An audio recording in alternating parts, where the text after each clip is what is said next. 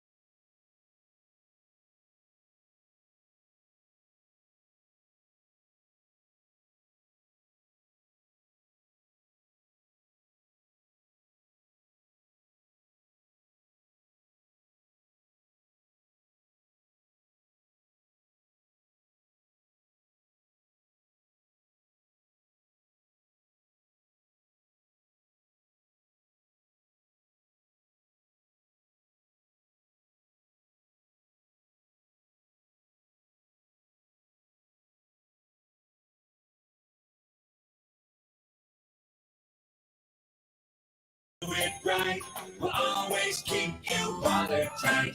Every day, safe, prepared, informed. Every day, safety is our top priority. At APS, we consistently make updates to our electrical system to keep our crews and customers safe around electricity. Remember these tips. Put safety covers on wall outlets. Call 811 before you dig to have the location of underground wires marked. And stay at least 100 feet away from downed power lines. For more ways to stay safe around electricity, visit aps.com/brighter. Interstate Batteries, outrageously dependable. Life is full of questions. Is the presentation ready for work tomorrow? Why is there so much traffic at 3 p.m. on a Tuesday? Are your in-laws visiting this weekend or next? You've got plenty of things to worry about. Whether your car will start shouldn't be one of them. With an outrageously dependable battery under your hood, you can cross one of those questions off your list, which gives you time to answer more things like, Are we there yet? Interstate Batteries, delivering the most trustworthy source of power to the world since 1952. AM 1060 KDUS Tempe Phoenix and KSLX HD2 Scottsdale Phoenix.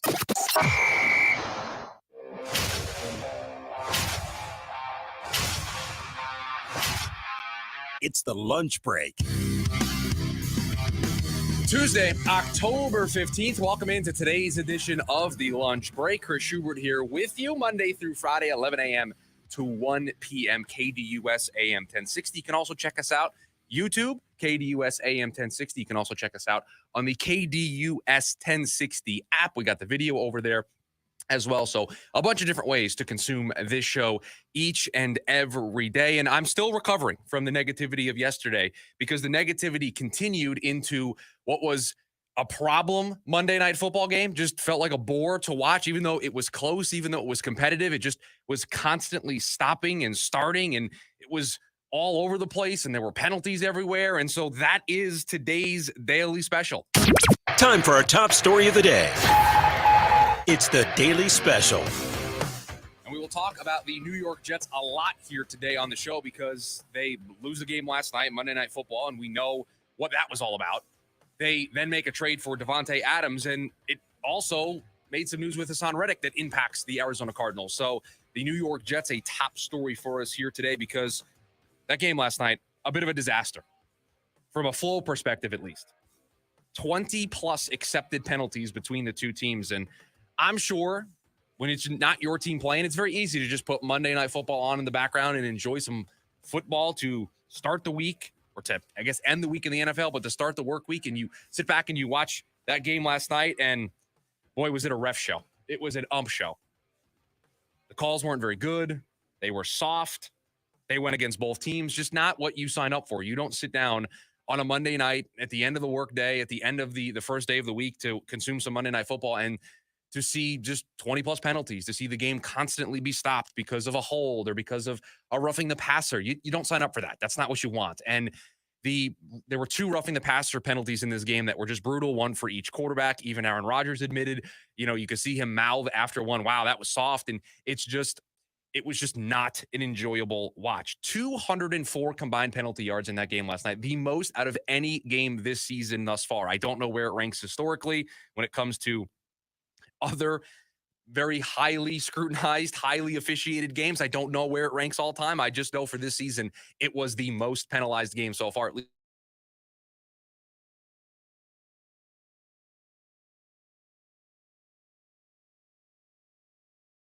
Game that came down to the wire, for a game that came down to Aaron Rodgers and the New York Jets having the football with a chance to win the game for the 3rd straight week, that had drama. And it didn't feel like there was drama because you're watching this game and you're thinking to yourself, all right, when's the penalty coming? When is this going to stop? When is this momentum going to get halted because of a phantom DPI or unnecessary roughness or a hold or what? When's it coming? And the Jets had a touchdown to take the lead. Braylon Allen goes in there and boom, holding penalty on Tyron Smith. It comes off the board. And it's just not enjoyable. We're not there to watch the referees. Yes, I want the game to be officiated. I want penalties to be called. I want players to be held accountable for when they make a mistake, right? If you're going to interfere against the rules, throw the penalty. I'm with you. I'm all for that. But boy, was the game just a slog to get through because it was constantly undermined by penalties and then the referees getting together. There were multiple times where they used the replay assist in New York and it felt like it took forever. It's easy to disguise a game like that with all of those penalties during red zone because Scott Hansen will just go away from it and he'll go to the 14 other games that are going on. On Monday Night Football with everybody watching, you can't just look away from what was a disaster of a football game from a referee perspective. But we talked a little bit about this yesterday, and so let's follow up on it today because I asked the question at the end of the show yesterday for all the Cardinals fans out there that want a coaching change, maybe not so much as at the head coach, but with the play caller on the offensive side of things. And I said, hey, the New York Jets tonight, the perfect example of exactly what you want. They also fired their head coach, but they made a change of play caller. So you're going to get a glimpse of what your future might look like. Is that the model you want to follow? Is that the recipe that you think is going to lead you to both short and long-term success, is making that change? I said, watch the Jets tonight and tell me when you wake up on Tuesday if you felt like that's a direction you want to go in. And I'm sure you watched that game and you said, hey, Chris, offense looked a lot better than it had the first 5 weeks for the New York Jets.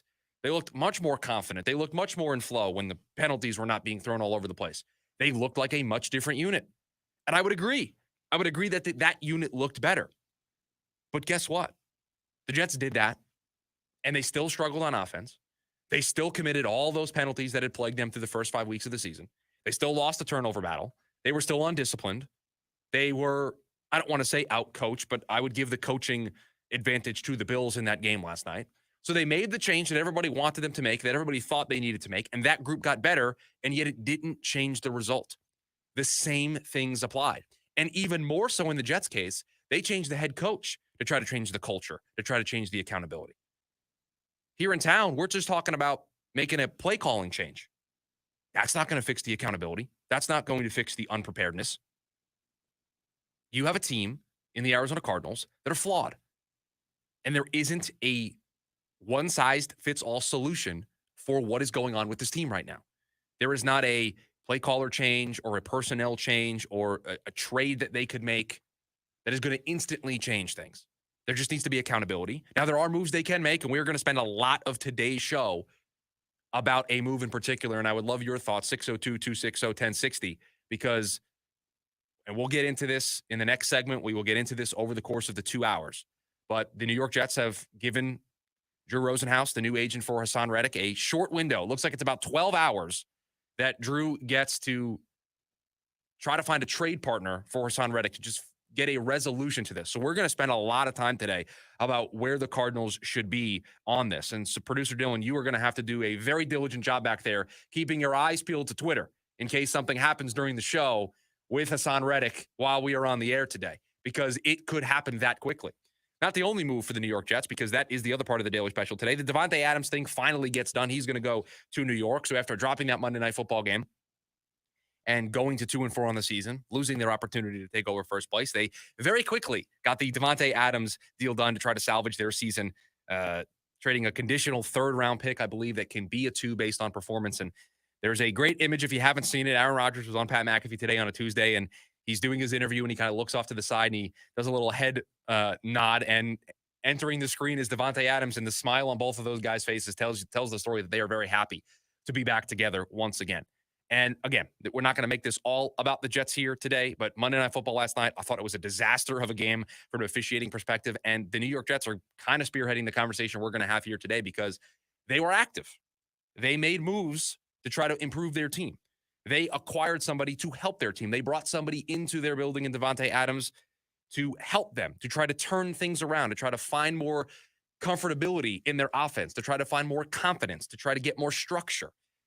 You don't want Mike Williams running around missing big-time catches in the fourth quarter. Davante Adams isn't going to do that. So the Jets doing a very good job of going outside the organization to get help. But there is a chance that somebody is going to leave their building, although he was never in their building to begin with, but he is still a member of the team, that being Haason Reddick. So the Jets adding, but they also could subtract over the next couple of days. And should the Cardinals be interested? We will talk about the Haason Reddick trade rumors and the Cardinals' level of interest next here on the lunch break. KDUS AM 1060. Ready to bring KDUS AM 1060 into your home with Alexa? Hi, I'm Alexa. Download the KDUS AM 1060 skill and enable. Alexa, open KDUS AM 1060. This is where I start my day. Breaking news, and this one is almost unbelievable. Yeah, it's all about new customers at Bet365 because they get $200 in bonus bets when they bet $5. And even better, bonus bets can be used on the spread, totals, and player props. There you have it. Bet $5 to get $200 in bonus bet. And see why. It's never ordinary at Bet365. Gambling problem? Call 1-800-NEXT-STEP. 21 plus only. Must be physically located in Arizona. Terms and conditions apply. I'm John Morgan of Morgan & Morgan. For over 35 years, we've grown by offering our clients more offices, more lawyers, and recovering more than $20 billion. Injured? The choice is easy. Morgan & Morgan. Visit forthepeople.com for an office near you. This fall, choose Primavera Online, and you'll be choosing a school with flexibility, personalized support, and an award-winning curriculum that's over 20 years strong. Now enrolling grades K to 12 at chooseprimavera.com. Teeth are amazing. That's why at Affordable Dentures and Implants, they believe it's time the world sees your smile. With new financing options available, you don't need to wait to get your smile back. 6 practices in the Phoenix area open to serve you. Schedule a free new smile consultation. Call 1-800-DENTURE or visit affordabledentures.com to find a location near you. Services provided by an Arizona licensed general dentist. Affordable Dentures and Implants. Go ahead and smile. Go ahead and smile. Hey, Portasubs fans, ready for a deal that's big on taste but light on your wallet? Make it a combo for just $2. Just $2 more. You can upgrade with chips and a drink. Get more meal for your money and make your lunch a combo. Head to Portasubs and add chips and a drink for just $2. Offer available for a limited time only. Visit portasubs.com or order on our app. Slice fresh sandwiches, Portasubs. Need social information about KDUS AM 1060? Try KDUS1060.com, at KDUS AM 1060 on Twitter, and Facebook.com/KDUS AM 1060.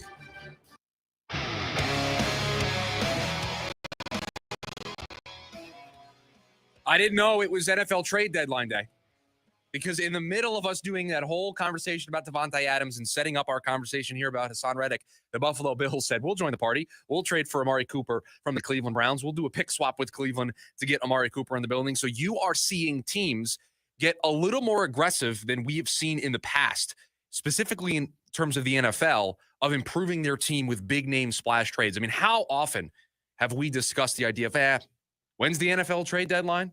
Week week 8, week 9, week 10? When is it? Because it just comes and goes. There's no big splash. There's no major all-in move that teams make. Now, it's gotten better over the last couple of years, but it's not like the NBA trade deadline. It's not like Major League Baseball's trade deadline. It's not the NHL trade deadline. It is not one of those other trade deadlines. Now, the NFL does have a commodity on the offseason in a way that these other sports don't do. But when it comes to the in-season nature of roster moves and trades and teams making big splashes, you just don't see it. It just doesn't happen. And it feels as though maybe that tide is turning a little bit. They did move the trade deadline back this year. I believe it's now in week 10 to maybe give some teams a little bit more of a runway to evaluate where they are at, to make moves to add. Speaking of adding, there is apparently the opportunity for one team to add Haason Reddick to their pass rush group defensively, as CAA fired Haason Reddick. He then links up with Drew Rosenhaus. And we learned early this morning that the Jets had given Haason Reddick and his team a limited window to explore an avenue to trade. It looks like it's about 12 hours or so that they're, giving him, or a day or two, to evaluate all of these potential options to see if there's a trade market out there for Haason Reddick, who hasn't played all this season, didn't play in the preseason, didn't show up to training camp. So if you're a prospective team inquiring about Haason Reddick, there are a lot of follow-up questions you got to ask. What shape is he in? What are his contract demands? Because the Eagles moved on from him. The Jets traded for him, and it had been a nightmare. It has been a nightmare for the Jets. Hasn't done a single thing with the team. And so you don't want to be the team that calls up the Jets and talks to Drew Rosenhaus and makes this move and then finds yourself in the exact same situation that the New York Jets found themselves in the entire summer and now through 6 weeks of the NFL regular season. But let's talk about it, because he used to play here. The position he plays is very important to what is plaguing the Cardinals right now as a team, but specifically defensively. Should the Cardinals be interested? And all we're going to do here in this segment, maybe I'll give my answer by the end of the show, is we're going to make the case for both sides. So we're going to ask a series of questions here, and we're going to make the case for yes, and we're going to make the case for no. You can tell me what you want to do, 602-260-1060. You can join in, say what you are willing to give up for Haason Reddick. Do you even want him? You can be a part of the conversation on the show here today. So let's just make the case for yes. It's a pretty simple case to make. If there's one thing that this Cardinals team lacks right now, it is a consistent ability to get after the quarterback and create sustained pressure. The way you win football games in the modern NFL is you have to get these quarterbacks off schedule. The rules are in their favor. The offensive schemes are in their favor. You have to get them off platform. And there are some that even when you get them off platform, they're trouble. Patrick Mahomes, Josh Allen last night, Lamar Jackson. I get it. But if you can consistently get pressure, it in the long run is going to be a benefit for your team. It is going to free up your secondary to be able to make plays, because throws get rushed, and then guys can jump into throwing lanes and into windows and create turnovers. You need to be a team that creates havoc. And what the Cardinals have been unable to do is create that havoc consistently enough to win up front. When we talk about the defense of the Arizona Cardinals, it's not a scheme issue that we're talking about. It's a personnel issue. Well, you can fix your personnel issue by getting one of the best pass rushers in the game right now. And I know he's been sitting out. And I know he's on his fifth or sixth team at this point. And I know he's somebody that you worry, at least I would, if you give him the long-term contract, is he going to kind of check out? Is he not going to be as hungry? Or is he going to be the player that he was when he was having these one-year deals in Carolina and then went to Philly and then now with the Jets? These are all questions. Now, I think he's got better advice, better counsel in his corner with a new agency that's probably going to push him in the right direction. So the case for yes is incredibly simple. This is a need that the Arizona Cardinals have. There is a very rare, unique opportunity to address that need via a trade. Monty Ossenford is very good at wheeling and dealing. He loves this. This is what everybody thinks is one of his strengths. Here is an opportunity to do so. The case for no, I think, probably gets cleared up via a conversation. Because your case for no is, what shape is he in? Where are we at as a team this season? Does he help us right now? What exactly is he looking for in an extension? Is he just looking for more money in year one? Is he looking for a long-term deal? The case for no, I think, stems off of what the answers to those questions are. You might not want him if the number that he's asking for in terms of a long-term deal doesn't match up with what you're trying to do. And so that leads us to the next pillar of this conversation is he clearly wants an extension. The Jets apparently tried to give him a bonus on his one-year deal, try to bump that up a little bit to give him some cash, and he didn't want that. So should the Cardinals trade for him if he wants an extension? Yes or no? We'll make the case for yes. Haason Reddick, while an older player on the other side of 30, is still a very productive player. And we're not talking about we're not talking about a 4, 5, 6-year deal, right? You're probably talking at most a 4-year deal, but probably in the 2 to 3 year deal range. And that's within the window that the Arizona Cardinals are trying to operate in. That is in line with their path to sustain success in the National Football League. That is, I think, would be on their timeline or process. We were going to talk about the Phoenix Suns and the Philadelphia 76ers, the process, the timeline. That would be in line with their organizational philosophy of how they're choosing to build this. And if by the time the deal runs out and by the time the process reaches its peak for the Arizona Cardinals, hopefully getting Haason Reddick into your building buys you time to develop a Darius Robinson, to acquire additional pass rushers, whether it is through the draft or via free agency, so that you have a more well-rounded group. But you need a stud, and getting a stud right out of the gates can kind of lower the temperature a little bit, can lower the pressure on needing to get very immediate, impactful starters at that position. It allows you to take a more conservative outlook with Darius Robinson. And if Darius Robinson exceeds those expectations, now you've got two guys that can lead your front and get after the quarterback. That feels a lot better than where we sit right now with Darius Robinson on the sideline, no Haason Reddick in this building, and we're all looking around wondering who's going to be the person that's going to consistently get after the quarterback. Now, Producer Dylan, you don't know this story, but I will tell this story because it feels a little weird to me to be talking about Haason Reddick because, and new show this week, day 2, you're going to learn a lot about me. This is not my first rodeo on these airwaves.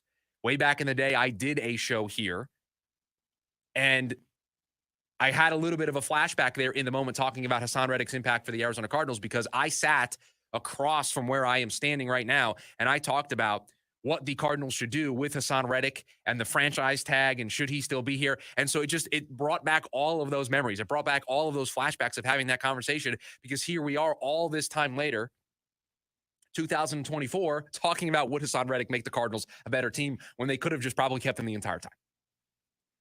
And so the two questions you have to ask yourself are, should the Cardinals be interested? And would you be interested in him if he wants an extension? That's it. Those are the two main things you have to overcome. You have to internally see if this guy helps your situation, helps your building, and you think he's going to be a good fit, and then determine what his contract requests, demands look like, and seeing if that fits in with what you're doing. Now, we know the Cardinals still have a ton of cap space. We know they've kind of saved some room to be able to make moves like this. And so we'll talk a little bit later on here in the program about Monty Ossenfort's role in all of this and how I think, and maybe this is me tipping my hand onto how I feel about this situation, but we'll talk a little bit later on in the show about how I think Monty Ossenfort, if he wants to be taken seriously as a really good GM in this league, this is his moment. This is his opportunity to meet the moment for this team and help them. This team is screaming for help. And I think if you structure the deal the right way that goes beyond this season, you are not only getting a short-term answer in the building to maybe help you stabilize this year and give you an outside shot of making a run. I mean, we're going to do every Tuesday, we'll do our NFL power rankings. So we've got our week 6 NFL power rankings, highly scientific. I rank the 10 best teams in the National Football League. So again, big time, lengthy process that we do for this. But in doing that this morning, putting together these power rankings, I was looking at the state of the NFL right now, and the door's still open at 2-4 for the Arizona Cardinals. You can't give up 6 weeks into the season. And so if you're not going to give up 6 weeks into the season, that means you're going to look for opportunities to make your team better. And Haason Reddick being available, and Haason Reddick, I think at least as of this moment, still being a New York Jet. I am going to check the phone here on the fly to see if he's been traded. It doesn't look like he has been. This is the moment. This is the opportunity to give your team that shot in the arm for this year. And if you structure the deal correctly, it is an opportunity to have a core, or at least a member of your core, to build around for 2025. Because this team cannot go into another offseason under this organization, in terms of the front office organization, with pass rush being the top of the list. Because then that means they would have failed in their approach up until this point. Because it's not a new phenomenon. They don't have an expiring contract of a star pass rusher that's older that they're moving on from. No, this has been a problem since Monty Ossenfort walked into this building. And so far, they've invested in some draft capital in a player that we have not seen yet. That's not Monty's fault. It's not the player's fault. The injuries happen. But they cannot walk into another offseason with that being their big fish to land, because it's everybody's big fish to land. And so when an opportunity like this pops up, it would be wise to really, really investigate if it's going to help your team. And that's not to say they absolutely have to do it no matter what the asking price is from both the Jets and from Haason Reddick. You have to see if it makes sense in the philosophy of your organization. But this is a golden opportunity. And if this is not explored to its fullest extent, I think that would be a mistake for this organization. The Diamondbacks, disappointing year. They're watching the LCSs from home, but could it be another big spending offseason for the Arizona Diamondbacks? We'll explore that next here on the lunch break. KDUS AM 1060. Your caddy, Ray Adams, takes you beyond the 18th hole on Saturday mornings with Great American Golf from 6 to 7 a.m. on KDUS AM 1060. Here in Flagstaff, Arizona, there are only two colors that matter: blue and gold. Head coach Brian Wright leads NAU football into a new era. Down the sideline, it's going to be a pick six. Join us Saturday. The Lumberjacks host the Idaho State Bengals for homecoming. Our coverage begins at noon on the NAU Lumberjacks Sports Network. NAU Idaho State on AM 1060 KDUS. The only thing worse than hiring no law firm after your injury is hiring the wrong law firm. And there are so many of them. When thousands of people call us every year asking to help them change law firms and hire us instead, I wonder why they ever called the other firm in the first place. They were smart to switch before it was too late. You only get one day in court. You know who has the resources and results to fight to handle your claim. And the big insurance company on the other side, they know it too. They know us well. You have to know when to hold them, know when to fold them, and know when to walk away. Walk our way. When you're fighting to get what you deserve, it's go big or go home. We are big for a reason, which is why we've recovered over $9 billion for our clients. When it comes to law, size matters. We're America's largest injury law firm, Morgan & Morgan. Visit forthepeople.com for an office near you. If you're a skilled trade person with a journeyman card from a registered apprenticeship, we've got an exciting opportunity just for you from Gateway Community College. Introducing the Journeyman to Associate's degree program at Gateway, where your expertise earns you more than just a paycheck. Our Credit for Prior Learning program allows you to turn your industry credentials into college credit, putting you on the fast track to earning an associate degree without starting from square one. To see if you qualify, visit gatewaycc.edu/journeyman. That's gatewaycc.edu/journeyman to get started. Gateway, Maricopa Community College. Real stories with Hellsberg. I had the ring already. She had made it very clear what kind of ring she wanted. Yep. I pretended that I was going to kneel and picked up a pine cone instead of pulling out a ring. What a jerk. But when I saw that ring, I was like, oh, he did good. I really love Amy. I really, really genuinely love Amy. I love you too. At Hellsberg, find the engagement ring worthy of your story. Designed with the love, care, and craft it deserves. Visit a Hellsberg store or hellsberg.com. Come see us at Mark Kia in Scottsdale. Right now, you can lease a brand new 2024 Kia Sportage for just $169 a month for 36 months with just $19.99 down. You heard right. A brand new 2024 Kia Sportage for under $200 a month. Get out to Mark Kia at the Scottsdale Auto Show now while the supply is still good. The name to remember? Mark Kia. Mark Kia. Go to markkia.com for full details. 10,000 mile per year lease, $0 security deposit. Payment plus tax title license $898 fee. 4544 due at signing. Offer expires October 31st, 2024. Have you downloaded the KDUS AM 1060 skill for Alexa yet? Food. Alexa is frustrated. No matter how many times do you ask, the answer is mail, chicken. Once you're ready, say Alexa, open KDUS AM 1060 to listen to your favorite shows.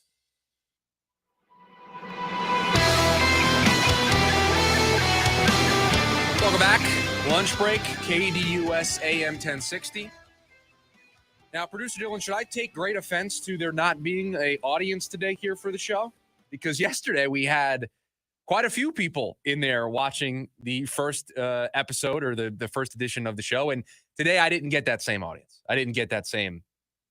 Producer Dylan's been here both days. I mean, you're A+, but it's just we had a big studio audience for a radio show, which is probably the first time that's ever happened in my career. And it was very short-lived. There are other more important things going on in the building, clearly, that today people have found something else to do. I know everybody probably in the building is listening or they're downstairs listening. I'm sure I'll hear about this later, but no live studio audience here today like there was yesterday.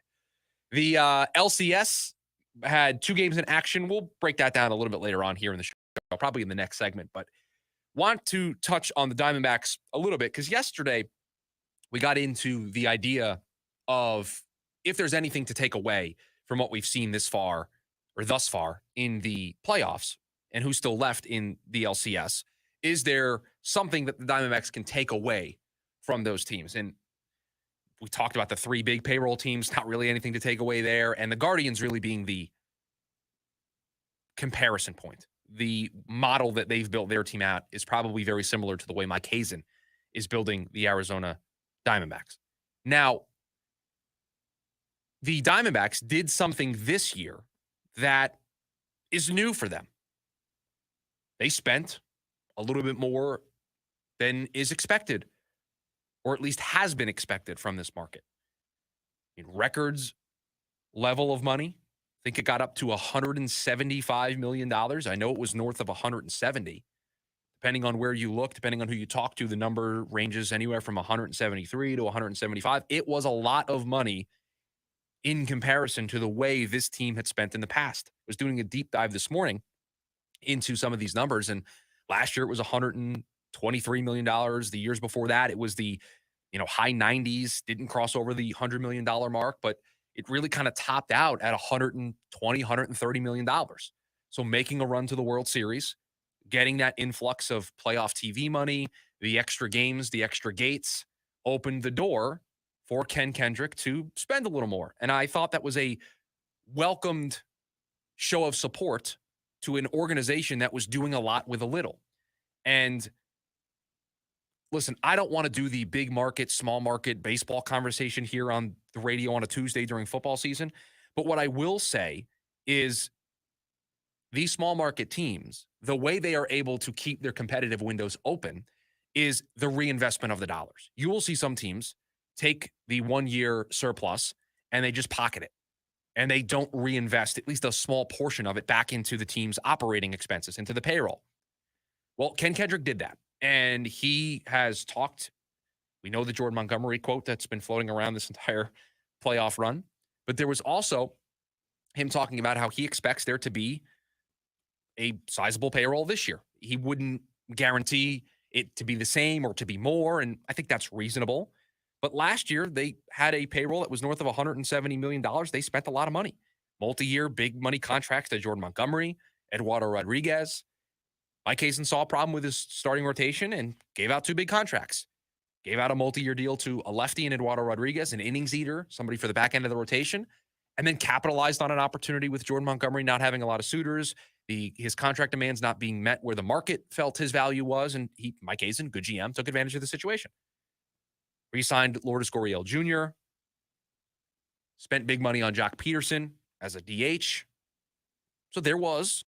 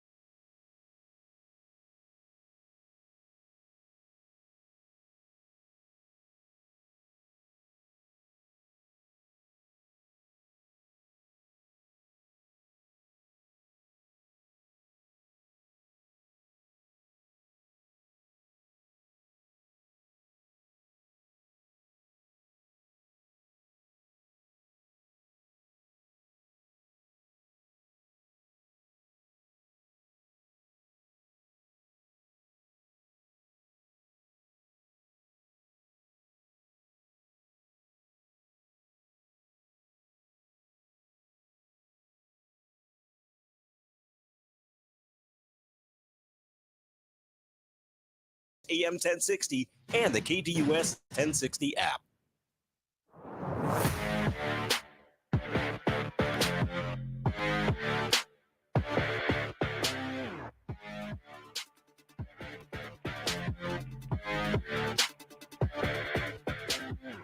Wrapping up hour number one of the lunch break here on KDUS AM 1060. We've got our Week 6 NFL Power Rankings to come in hour number two. We'll talk a little bit more about the Arizona Cardinals as a whole, both in terms of their offense, what it might look like this week with Marvin Harrison Jr. in the concussion protocol, but with the Haason Reddick news. Producer Dylan, anything on the Haason Reddick front? Okay, I'll take the looking frantically over at the computer and your head nod as a no. It has not happened yet. It feels very weirdly like one of those days where you just have to constantly refresh Twitter, which is rare in the NFL. Like, unless it's the first day of free agency, you don't really have a frenzy of moves like this. And so we'll keep an eye on what is going on in the NFL. Davante Adams trade, but we're going to get to the baseball here in a second. I found it incredibly funny that all the reporting right now is that the trade with the Jets and the Raiders is not technically done yet, right? They're going to agree to, and these are the terms that they've agreed to.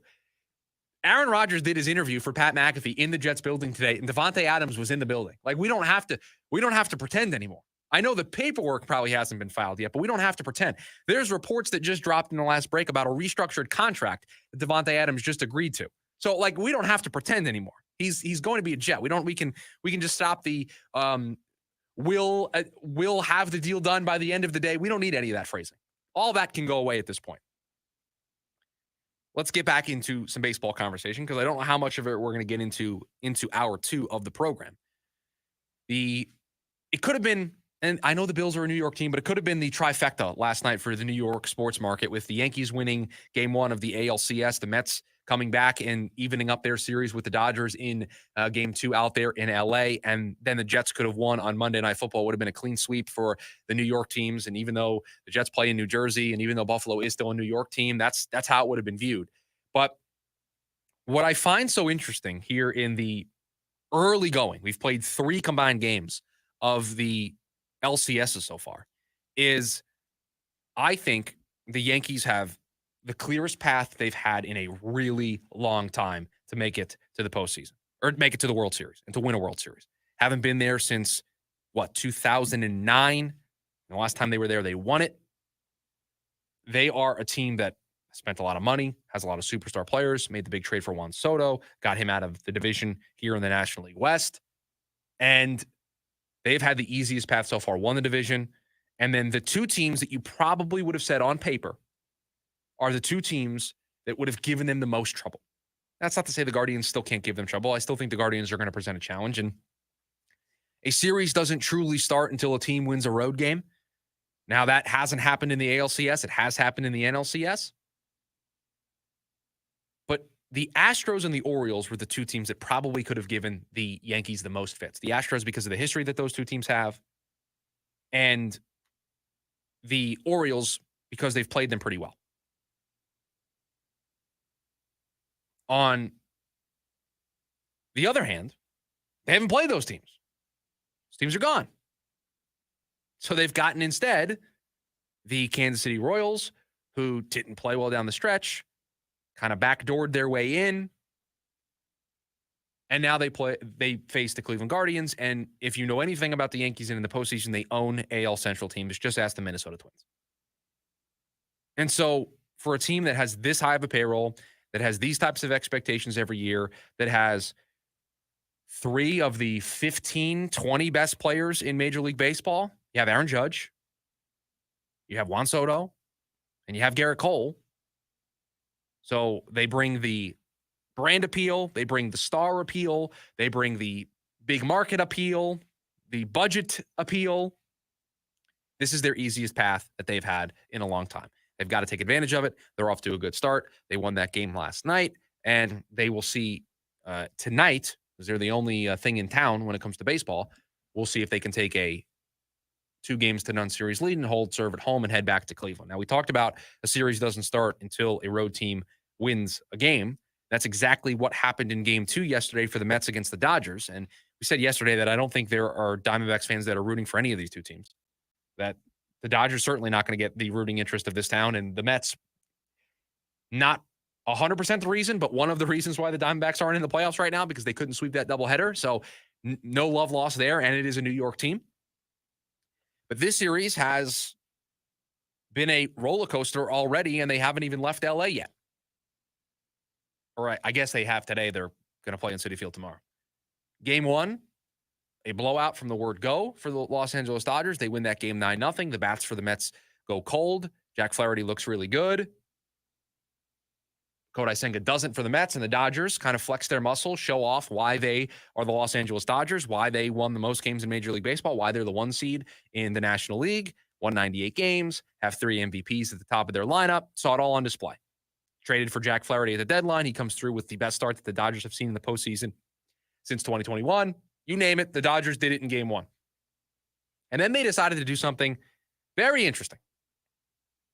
They decided that with that 1-0 series lead, and knowing that they were going to need to do it at some point, and maybe not wanting to do it in a game 3 at Citi Field to open up the Mets homestand in this series, they decided to go to a bullpen game yesterday because, one, they just don't have the arms that they can reliably trust to give them length as a starter, but they've also got guys that are hurt. I mean, they've got 2 starters that you probably can believe in, being Jack Flaherty and Yoshinobu Yamamoto. Those are the 2 guys.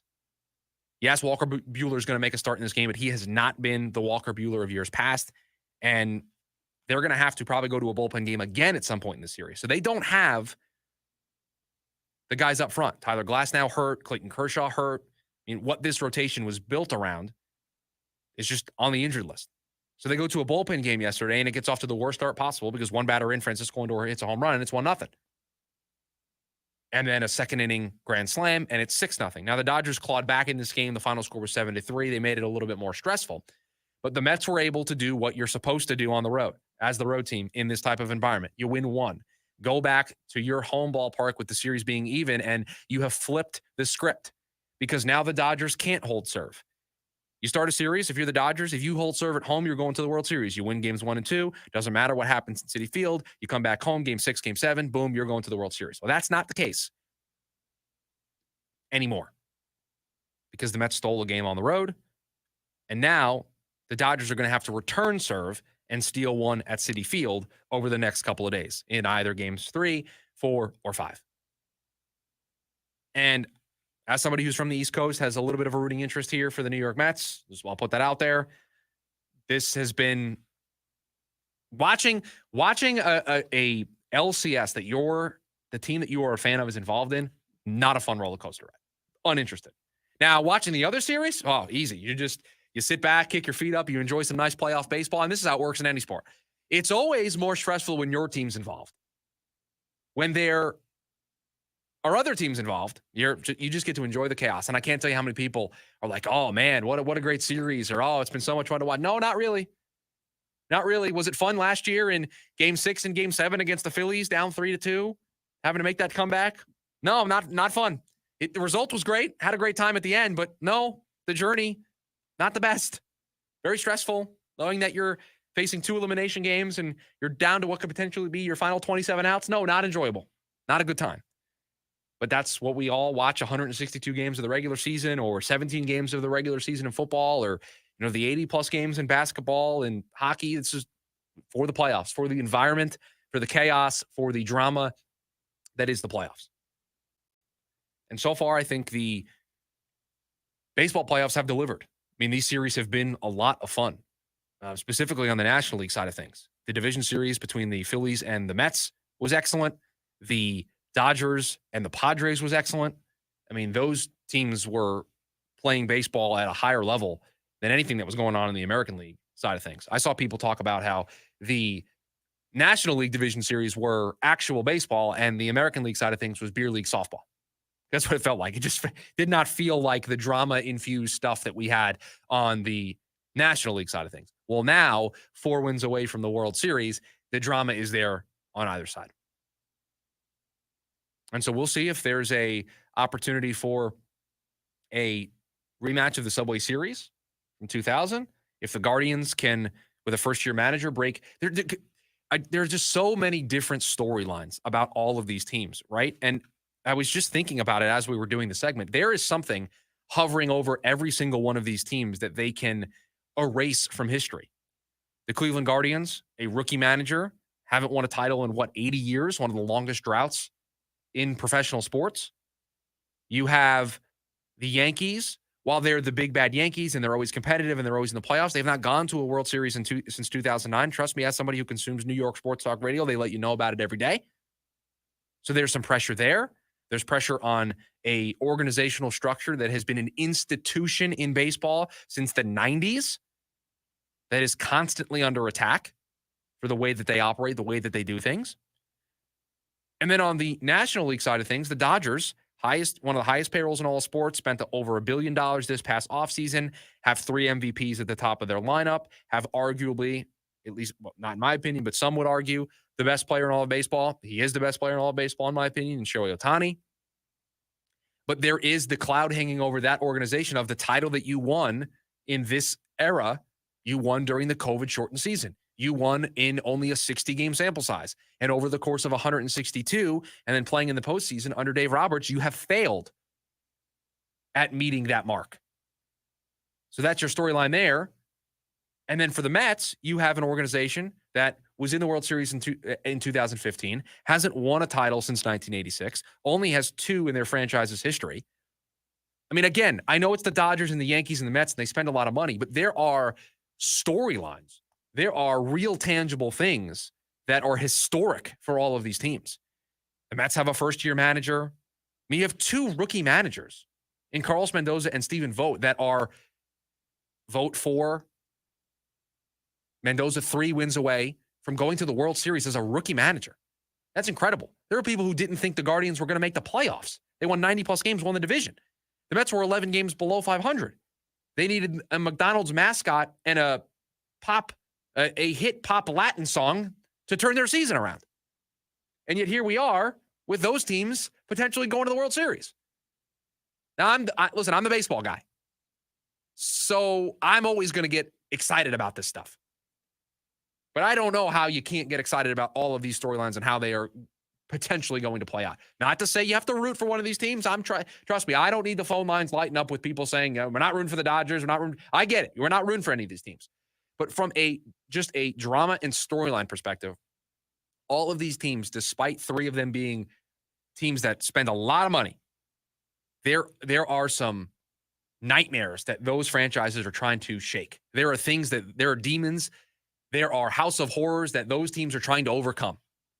And it is so fascinating to me that we can pick one thing for every single one of these teams that could be a historic moment for these teams.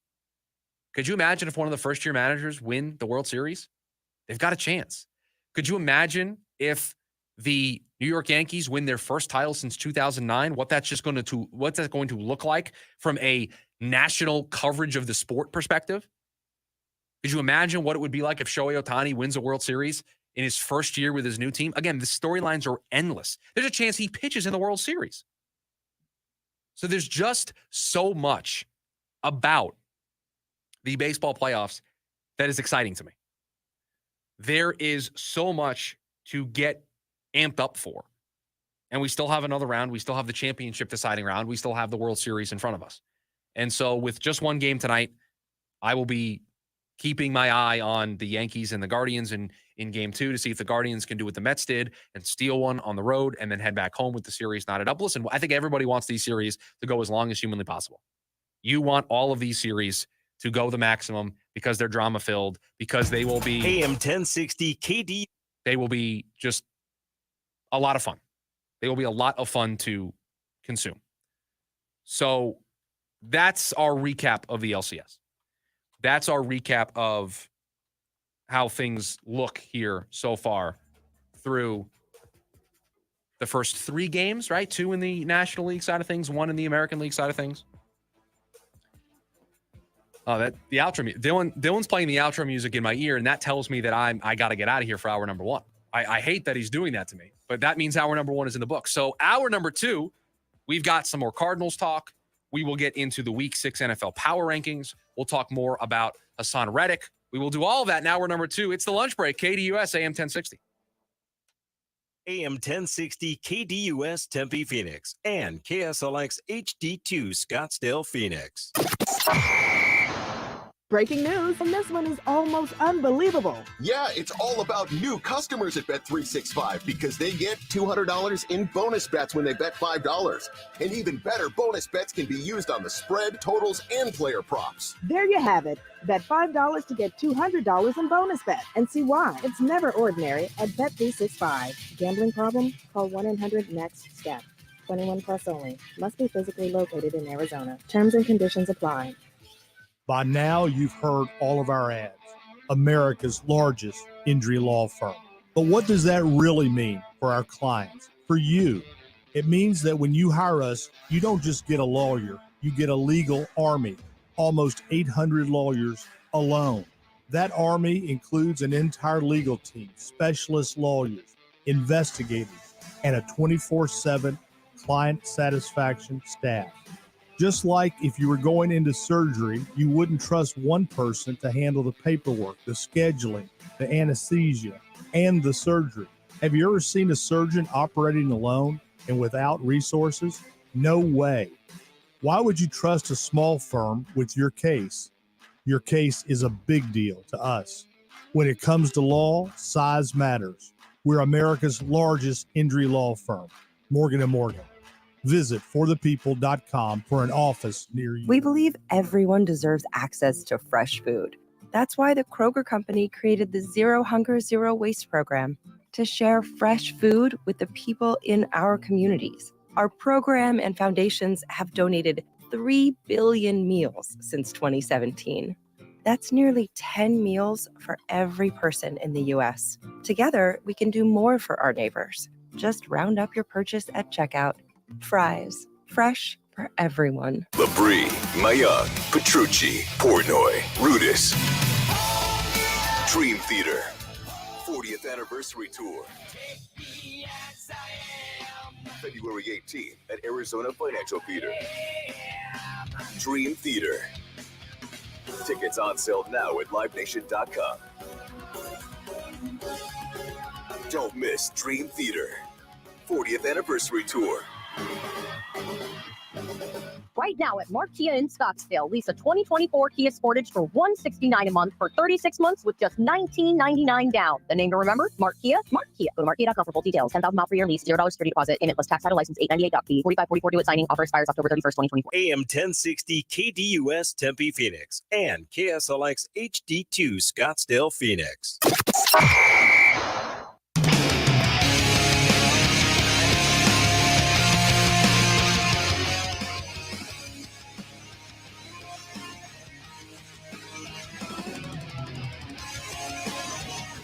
Welcome in, hour number 2 of the lunch break. KDUS AM 1060. Lots of different ways that you can consume this show on a regular basis. You can obviously listen to us on the AM channel. You can listen to us on KSLX 100.7 HD2. So you can get the HD, the crystal clear. I'm going to make it incredibly easy for you. You can just listen on the KDUS 1060 app, the easiest way to consume us. All of our content gets posted there. If you want to join us on the video side of things, I'm waving to the camera right now. We've got the YouTube stream going, so you can do that, KDUS AM 1060 on the YouTube side of things, and then we break out some of the more important segments from the show, and we have them as standalone videos on the YouTube side of things. So if you ever want to just catch up on a topic or a sport that interests you, we've got you covered there as well. So we are covering all of the bases here as we enter a new era here for KDUS AM 1060, and we're glad that you are a part of it here on the lunch break each and every day, Monday through Friday, 11 a.m. to 1 p.m. So we're into hour number 2. The phone number, if you want to join the conversation, 602-260-1060. Your thoughts on Haason Reddick, your thoughts on week 6 of the NFL, your thoughts on the Devontae Adams trade, whatever is on your mind, we would love to have you be a part of the conversation. And I think, well, listen, when you're putting together a radio show, you try to bounce around. You try to think to yourself, all right, we'll do a football segment here, and then we'll mix in another sport if there's a trending topic, and then we'll come back to the football. And I'm throwing the lineup completely out the window. Now, we're going to do the Week 6 NFL Power Rankings. I can promise everybody that. Those are going to occur at the bottom of the hour. But we're going to do a lot of football, if not an entire hour of football here in hour number 2, because there's a lot to this Haason Reddick news that I think is important for us to discuss. Because if you are just joining us with one of the various ways that I mentioned to be able to join the show, and you have not seen, the Jets gave permission to Haason Reddick's new agent, Drew Rosenhaus, gave them a limited window to seek a trade. And apparently Drew has been actively working the phones, talking to teams to see if there is a match that can be made and if this holdout situation can come to a resolution, hopefully by the end of this week for everybody involved, I think. It's never a good thing when you get fired by your own agency. You get traded. You don't show up to any of the workouts. You don't show up to training camp. You don't show up to preseason games. Then we get into the season. You still don't show up week after week after week. And then your agency, who, listen, they're supposed to be advising you, right? Now that you don't have to take their advice, but the reason why you hire an agent is they represent you. They are the person that's supposed to counsel you. They are the person that gives you advice. When you go to buy a house, you get a real estate agent. They're the person that's supposed to walk you through this process. Don't do this. No, we have to make sure the inspections, they walk you through the entire process. You have a financial problem. You sit down with a retirement planner, right? Somebody who's a financial advisor. You have somebody in your corner that gives you the information. It's never a good thing if when you're buying a house or you're working with your finances that those people say, I don't want to work with you anymore. That's bad. It's just as bad here for Haason Reddick to have his agent or his agency in CAA fire him. They said, think about this. He's going to get traded and going to sign a new contract. And they said, you know what? It's not worth it anymore. The damage to our reputation right now to be associated with this situation, because people probably aren't going to want to be represented by us if they think we're the ones that are advising Haason Reddick on this. So we're walking away from it. That's a terrible look. That's awful. And Haason Reddick then pivots.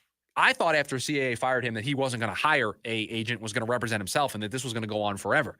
The moment that he made the decision to get Drew Rosenhaus in his corner told me that he wants this to come to a conclusion. He wants this to come to an end. And Drew is not somebody that's going to mess around. He's one of, if not the most well-known agents in the National Football League right now for a reason, because of his ability to get deals done. And he's going to work diligently to find some level of a resolution to this. Now, if we were doing percentages like we did with the blame game yesterday for the Cardinals, it's more likely than not that Haason Reddick will be playing elsewhere. But if they can't find a trade partner, if they can't find somebody that will meet the contract needs, then maybe they work out something with the Jets.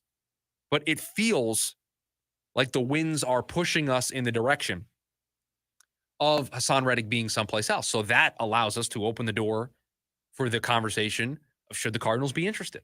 And I teased in hour number 1, and I think I kind of gave it away, of I would share what I think should be done when it comes to the Cardinals and Haason Reddick. And I think it would be a gross oversight by this front office to not explore this to its fullest. Now, I'm not going to sit in front of this microphone, look into this camera, and say Monty Ossenfort has to get a deal done.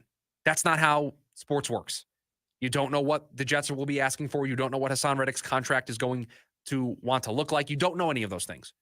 But if we find out that the Cardinals weren't interested, they didn't talk to Drew Rosenhaus, they didn't talk to the Jets, they didn't get this information, that will be malpractice, I think, by Monty Ossenfort and this organization.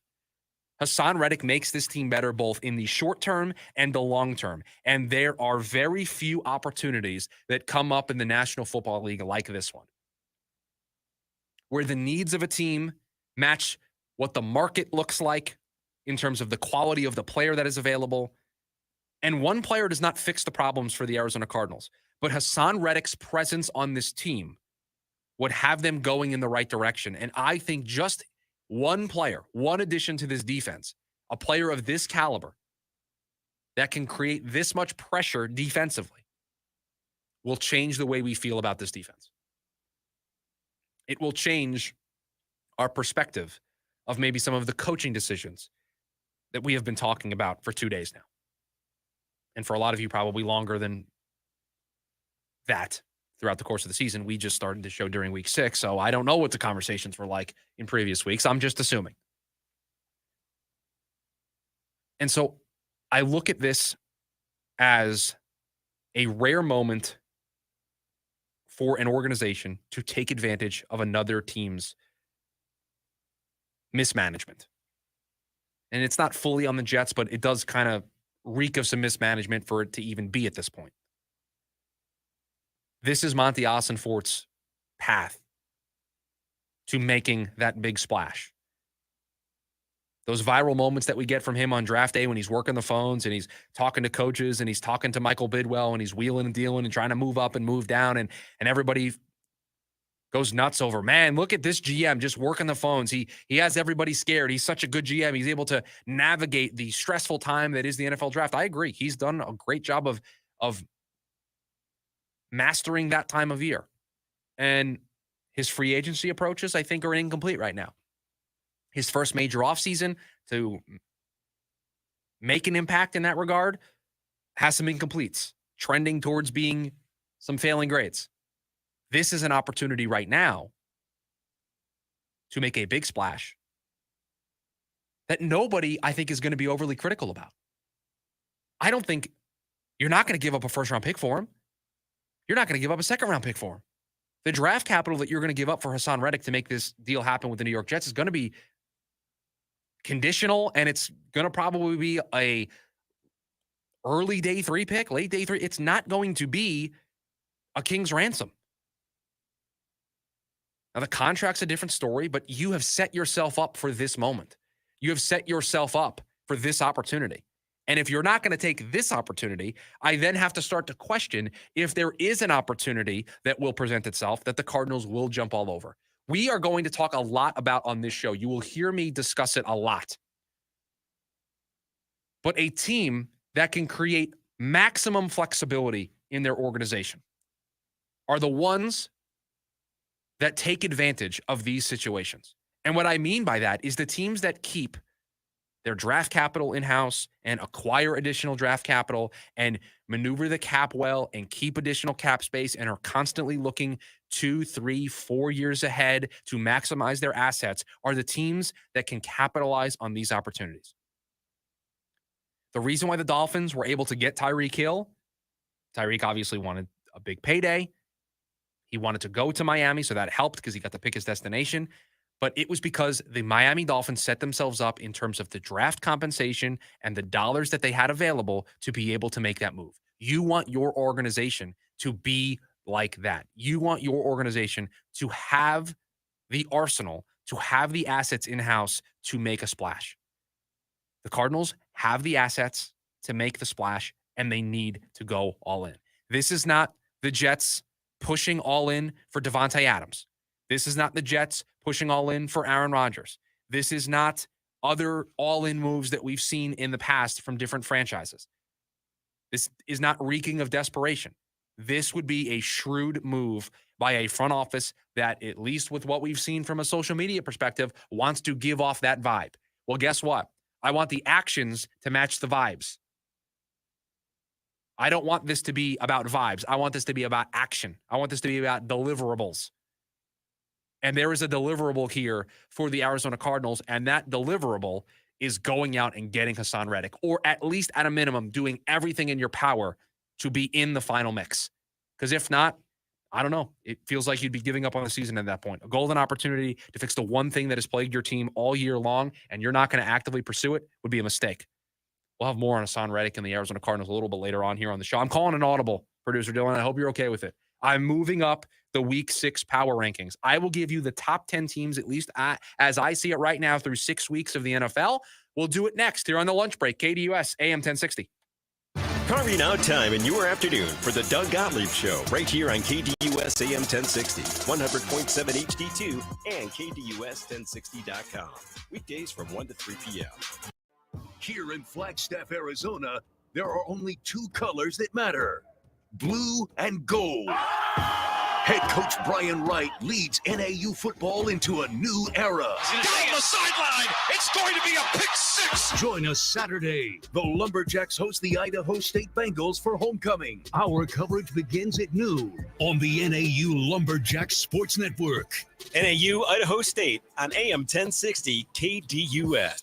A family called us recently after being told they had no case but we found evidence many others had missed and helped them win the largest car crash verdict in Arizona that year. Hiring the wrong lawyer can cost you everything. Call the husband and wife law team first. A noisy garage door is a cry for help that often requires only simple maintenance. However, if left untreated, could lead to costly repairs. Hi, I'm Tommy Mello from A1 Garage Door Service. Don't wait until a simple garage door repair becomes a major problem. If your garage door is noisy, if bugs are getting in, or if it struggles to open, your garage door is in need of repair. From simple repairs to upgrades, it's A1 from day one. We fix garage doors fast and with quality parts designed to last a lifetime. Our springs, rollers, and openers are tested by running them up and down, open and closed all day, 24/7, so you can feel confident with every A1 garage door repair. Replacing the bottom rubber on your garage door can have a huge impact on the number of bugs you see in your garage and in your home. Keep those creepy crawlers outside by calling A1 Garage Door Service today and receive the best service, best parts, and best warranty in the industry. A1Garage.com. A1 from day one.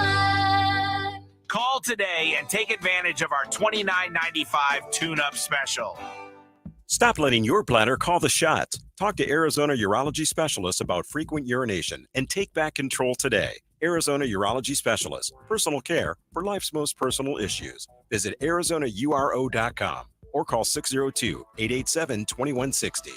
I'm Dan Patrick, and this is Above the Noise. The Lions have all the makings of a Super Bowl contender, but there's one thing Detroit is missing. It's now a potent pass rusher. Through 5 games, the Lions have had that thanks to former number 2 overall pick Aiden Hutchinson. But after a very disturbing injury to the Lions star this past Sunday, there's room for concern. Over the last 5 years, there are 2 things all Super Bowl champions have in common: an elite quarterback and a great pass rush. The Chiefs have Patrick Mahomes and Chris Jones. The Rams had Matthew Stafford, Aaron Donald, and Von Miller. And the Buccaneers had the greatest quarterback of all time and a defensive line that had the team inside the top 10 in sacks in 2021. Detroit doesn't have that luxury without Hutchinson and Marcus Davenport. And with the NFC featuring high-scoring offenses like Green Bay, San Francisco, Tampa, and Washington, the Lions' chances for that elusive NFC title have taken a significant hit.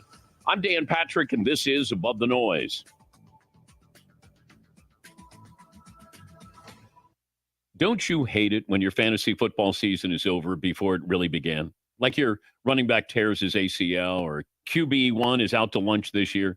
Don't worry about suffering through some ridiculous last place punishment from your friends, because DraftKings has a lot of ways to play fantasy. So every week it's like a whole new season. From playing weekly contests for your share of millions to the newest game from DraftKings, Pick 6. More ways to play fantasy on DraftKings means more shots to win. DraftKings, we get you, so we got that. The crown is yours.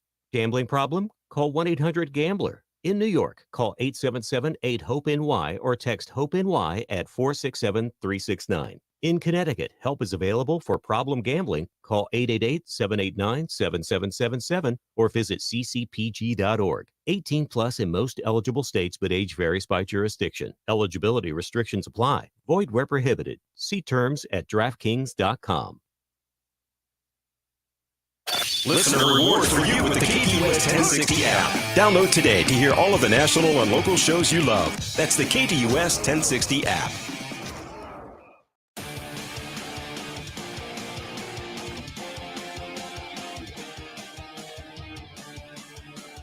The lunch break, KDUS AM 1060. Appreciate you making us a part of your day.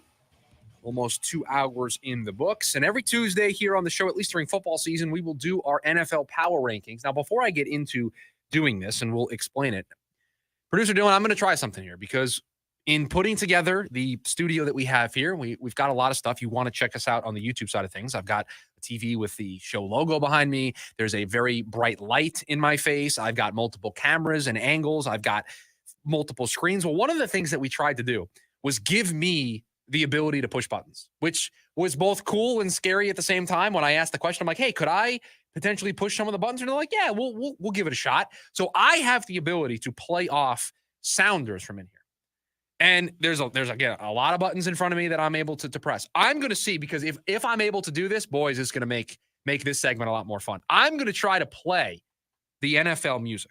So if it's all right with you, producer Dylan, and just back me up in case it fails, you just be ready. I'm going to see if I can kick us off here with the NFL music. And you know what? It hits. It was already a great sound bed, but now that I was able to push the button and make it happen, and I can do it whenever I want, like I could stop it right now and start it again, felt great. So we'll get some NFL music underneath us. Producer Dylan's like, great, I'm out of here. See you later, Chris. You do the rest of the show.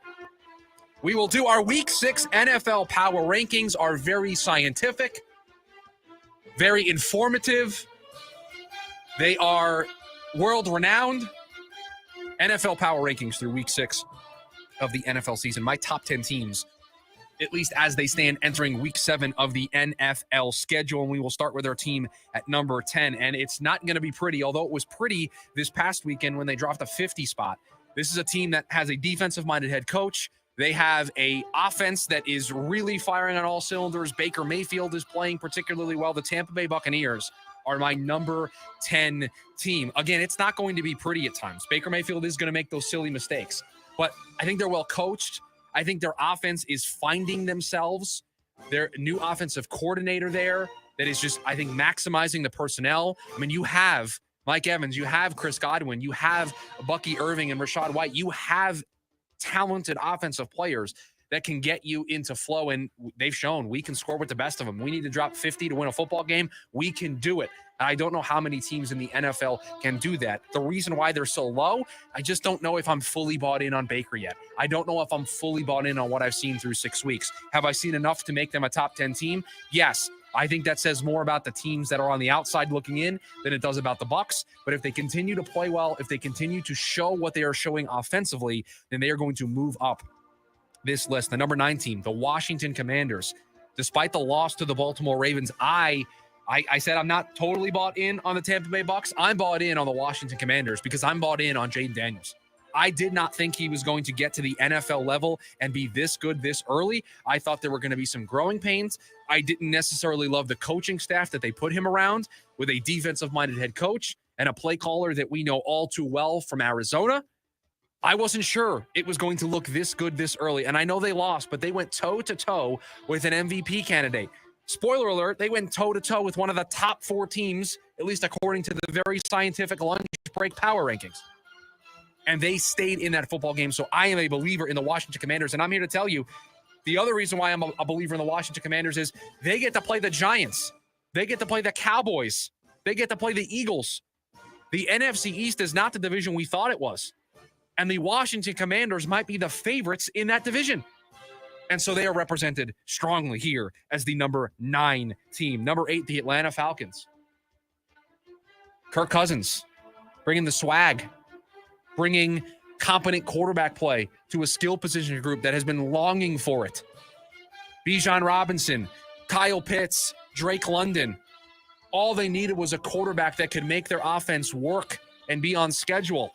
And boy, did they land a big fish in Kirk Cousins, and it is paying dividends. The Saints are banged up with injuries.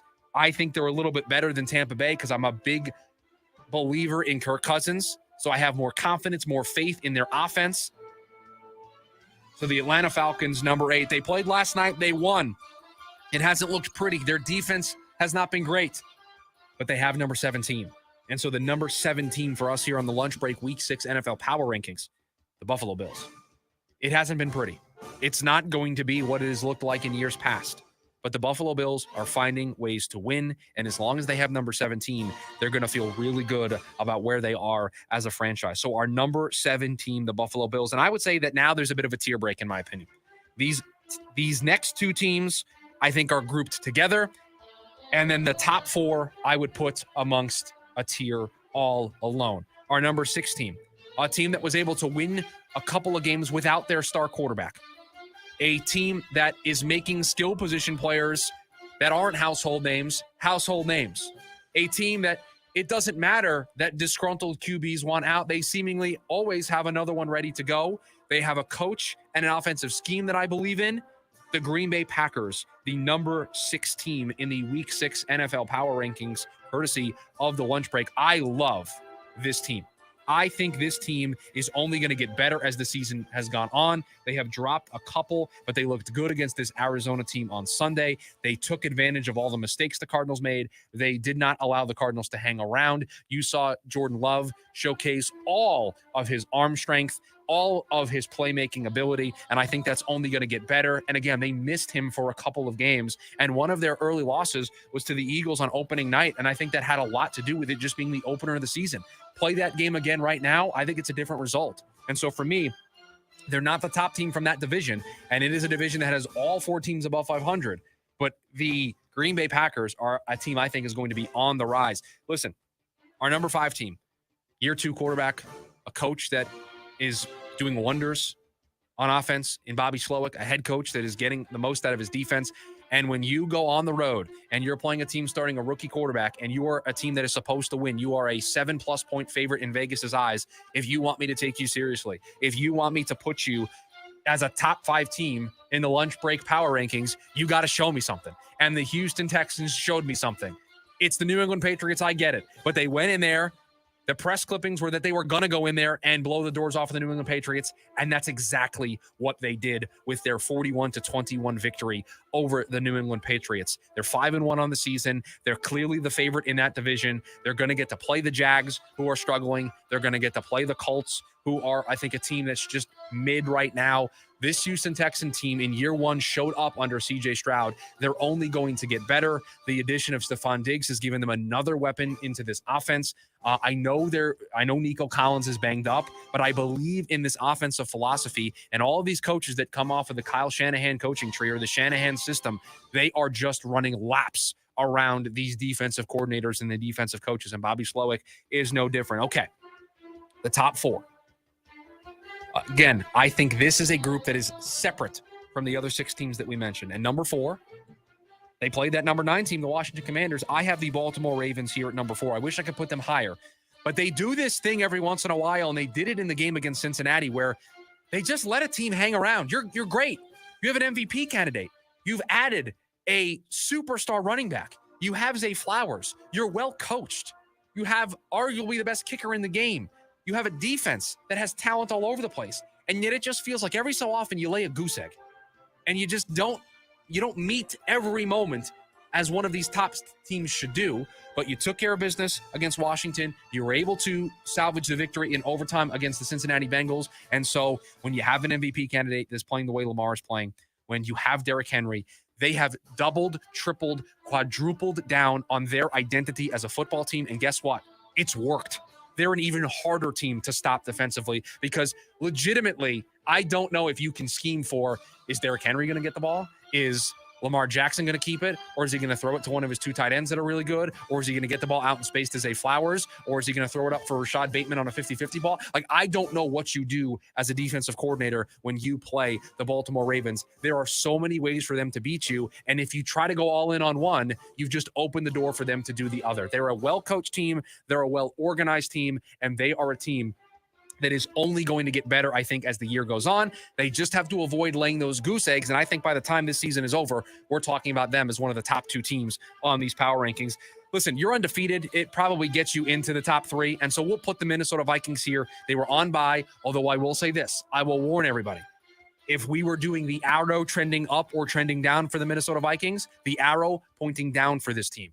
They won that game against the Jets. Sam Darnold did not look good in that game. They have almost given away multiple games in the second half. They tried to give that Packer game away 2 weeks ago. So they are a team that is going to need to fix some of the things that, despite the 5-0 start, are glaring and are staring us right in the face. The poor second halves defensively, Sam Darnold showing a little bit of weakness in that game against the Jets. Maybe a blueprint on how to face them moving forward. So Kevin O'Connell has a lot of work cut out for him to try to get more out of this team. I do not expect the Minnesota Vikings to go undefeated. I do expect them to slip. It's how they slip and how they look in those games that will determine their standings moving forward. The final 2 teams. And the team that is number 2, another undefeated team. That's right. I do not have an undefeated team at number 1. You may say it's recency bias when we get to them. But the number 2 team right now is a team that is also undefeated. But this team hasn't looked good at all this season. Imagine being undefeated and not looking good. And that would be the Kansas City Chiefs. Patrick Mahomes, Andy Reid, Travis Kelce, they are undefeated. They are playing not the best football in the world, but they are an undefeated team that has the best quarterback in the game. And so I don't know how you don't just default to, They'll probably be there when it's all said and done, so we'll just put them there now. I'm trying to see who they play next week. They play the 49ers, so we'll get a nice test against a scheme that can probably give them a little bit of trouble. But the Kansas City Chiefs have the best quarterback in the game. They're undefeated, and they're not playing their best football. How do you not reward that with a top 2 spot? But they're not the number 1 team, because the number 1 team this week in the Week 6 NFL Power Rankings, courtesy of the lunch break, again, highly scientific, well thought out, a lot of algorithms get used. The top team in the NFL Week 6 Power Rankings, the Detroit Lions. And you might say, Chris, you're just overreacting to what they did to the Cowboys. You are just overreacting to what occurred. You are saying, oh, they blew out Dallas in Dallas. Did you see how they did it? I know they lost Aiden Hutchinson, and I know that's going to be a huge blow for this team. But they've got a great coach who constantly gets the most out of this group. They have an offense that is, we used the term earlier that offensive coaches are coaching circles around defensive coaches. I don't know if there's an offensive coach that is out coaching his opposition on a regular basis than Ben Johnson is in Detroit. I don't know. The scheme is great. He gets guys open. He has multiple options. If he wants to make it a David Montgomery game, he can. If he wants to make it a Jahmyr Gibbs game, he can. If he wants to get Amon-Ra St. Brown involved and be the featured piece, he can. Sam Laporta. I mean, they've Jamison Williams. I mean, you name it. He can scheme a game to let that guy feast. And defensively, I know Aiden Hutchinson's going to be a huge loss, but they've got a great coaching staff. Aaron Glenn does a great job on that side of the ball, and they will rally and they will find a way to continue to win football games. And I don't know how you cannot be impressed with how well this team has played this season, and to go into Dallas and to just, it wasn't competitive. It wasn't even close. It was like watching it would be like watching an NFL team take on a Division I team. I mean, it was not even close. They just owned the Dallas Cowboys from the word go, and the Cowboys have expectations of being a playoff contender, and it wasn't even close.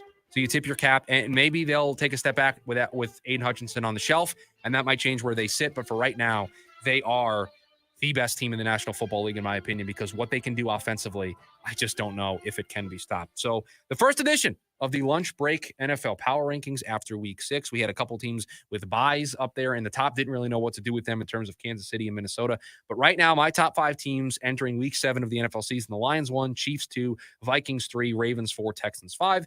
And the best part about this is we do this every single week. And so we'll see how much change occurs as the weeks go on. We got more football next here on the program. One receiver looks like he's going to be back for the Arizona Cardinals. The other status is up in the air. What will that do to the offense for the Arizona Cardinals? We'll get into that next here on the Lunch Break. KDUS AM 1060. Have you downloaded the KDUS 1060 app yet? Download today and get all of your favorite local and national shows right on your phone. Hi, I'm Mark Breyer. And I'm Alexis Breyer. We're the husband and wife law team. And we have talked to so many people who were badly hurt, but when they settled their case, they were told there was no more money available under their insurance policy. But when we reviewed it, we were able to find them more that they were entitled to. If your case has already been settled and you were told you got everything available under the insurance policies, you owe it to yourself to let us review your case. Call the husband and wife law team first. You want Jersey Mike's signature sub, you get a number 13 original Italian. You want a dramatic radio idea? You get me. Like this. I'm the 7th string quarterback and the other 6 quarterbacks go down. The coach yells, DeVito, you're in. The crowd is worried until I throw a touchdown. But the other team is celebrating.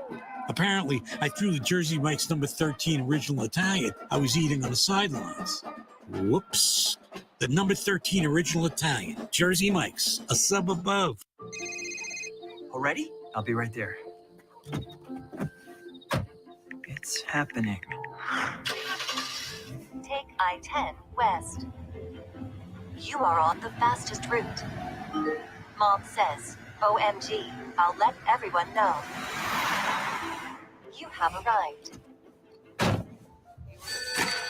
Honey, I'm right here. She's doing great. We're almost there. She's perfect. Hey, baby girl. The whole world can't wait to meet you. More coverage for life's most important moments. Rethink AT&T. Learn how to get the best price in the Valley for an unlimited wireless connection. $20 a month for 4 lines. Comparison based on lowest price for 4 lines of postpaid service on T-Mobile and Verizon compared to AT&T Value plus VL with purchase of smartphone on installment plan as of 6/17/24. Coverage not available everywhere based on area LTE coverage and third-party data. AT&T may temporarily slow data speeds if the network is busy. Limited time. Taxes and fees extra. Other restrictions apply. Hey, it's Pat. Quick trivia question for you. How far from the Valley could I get if I left in my Prius on 1 tank of gas? Answer is Roswell, New Mexico. Can you believe it? I just did it yesterday. I ate at a great diner, hit a cool UFO museum, then called Toyota Care Roadside Assistance for a little help with my empty tank. Aliens and Toyota Care all in one day. It was out of this world. Dad joke.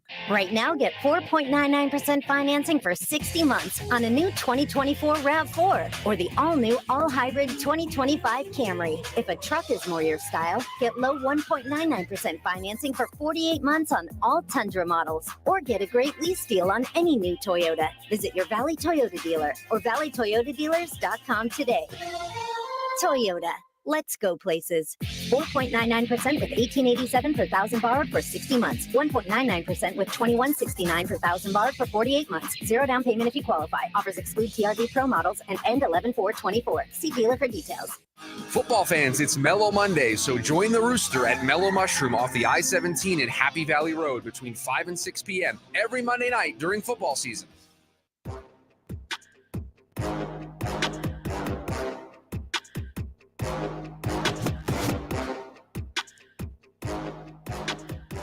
Welcome back, lunch break. Chris Schubert here with you. Big NFL day on the show. For a Tuesday, lots of NFL storylines. We are keeping an eye on the Haason Reddick of it all, seeing if he is going to get traded here in the next day or two. Producer Dylan hasn't waved his hands and done jumping jacks at me to tell me that a trade has happened, and I keep checking social media throughout the break. So I think we still stand where we stood at the start of the show, that the Jets gave him permission to seek a trade, and we are waiting to see if that ultimately happens. We'll talk about that a little bit to wrap up this edition of the show, but want to talk about the Arizona Cardinals and their offense because it is a big topic of conversation, and Marvin Harrison Jr. is in the concussion protocol this week after leaving the Packers game with a concussion. And the good news, if you are looking at this through the lens of his ability to play and not miss any time for this Cardinal team, is they play on Monday this week. So normally you're in protocol. It's getting to be around Wednesday or Thursday. You start to get a little worried about a person's availability, a guy's availability to play on Sunday, but you have an extra day at your disposal. So that is a good thing in the context of if he is able to clear protocol, you have an extra day to be able to do so. He has an extra day to recover before he's going to miss time for this team. The team also has activated Zay Jones, was suspended for the first couple games of the season, brought him back. And so once Marvin Harrison Jr. clears the protocol with Zay Jones, this offense is going to start to look like, at least in terms of the personnel that they have, the group that was put together in the offseason. When they went out and signed Zay Jones, when they went out and drafted Marvin Harrison Jr. and drafted Trey Benson, and obviously last year getting Trey McBride, this team will start to look like the vision that the Cardinals had for it in the offseason and in the summertime. But one of the criticisms, I think, right now of the Arizona Cardinals offense is their inability, and it's a word we've used a ton on the show this week, but their inability to find flow. It feels like they don't have a way to get everybody involved and keep the offense on schedule. It feels like when Marvin Harrison Jr. is active and healthy and as part of this lineup, his presence forces them to maybe go away from other players that can provide an impact, like a Trey McBride or a James Conner or a Michael Wilson or now potentially a Zay Jones. It just feels like they aren't comfortable yet as a group. And when we talk about in the NFL, a group gelling and a group finding confidence, it's not just the players and the players with their quarterback. It's the play caller. It's the person that's scheming up the offense, because you probably have 100, 150, 200 different variations or versions of a play, a scheme, a concept that you can run, but it is your confidence level and your belief that the team and the group can execute it. And so once you start to see that a player or a a group as a whole can execute something, you start to add a little bit more to the menu. You start to add a little bit more to the plate. And then you get to a place where your offense looks like the way you envision it to in an ideal scenario. And it just feels like the Cardinals aren't there yet. It feels like they don't have the feel for how can we get it to where our offense can get both Trey McBride and Marvin Harrison Jr. going and get them both in the flow of the game and make it difficult for the defense because they're both in rhythm. We're drawing up plays. We're scheming these guys open. And then boom, once you start paying attention to those guys, we're going to hit James Conner for a big run, or we'll get Michael Wilson involved because you're paying attention over here. They just don't seem to have that. That's why the Jets traded for Devontae Adams. They were trying to get to a place where Adams has that comfort with the offense and with Rodgers, and then Garrett Wilson will get there. And then they have multiple things that a defense has to worry about. And if everyone is comfortable, if everybody is familiar, if the play caller feels confident in what they're doing, you can then get everybody going in the game and create some mismatches and create some pressure for the defense. The Cardinals aren't there yet. That's why people have thought about Drew Petzing maybe needing to be removed as the play caller and switching things up and making an OC change, right? Is because it's not matching what we think it can look like. You drafted a kid number 4 overall, first receiver off the board. You make a kid a top 5 pick at the wide receiver position. You expect greatness. You expect Jamar Chase. You expect Justin Jefferson. You expect Jalen Waddle. You expect just an insert name of a top 5, 10, 15 wide receiver that we've seen get drafted over the last couple of years. You expect to see that production right out of the gate. Can't miss prospect. Marvin Harrison Jr., no doubt, slam dunk, easy, run the card to the podium, right? That's what everybody said and the right thing. But it just doesn't feel like it's there yet. And I don't think that's a organizational problem. I just think the coaching staff and the players are just not on the same page yet. And the hope is that they will get there in time, but you hope that they can get there in time so that things don't go sideways.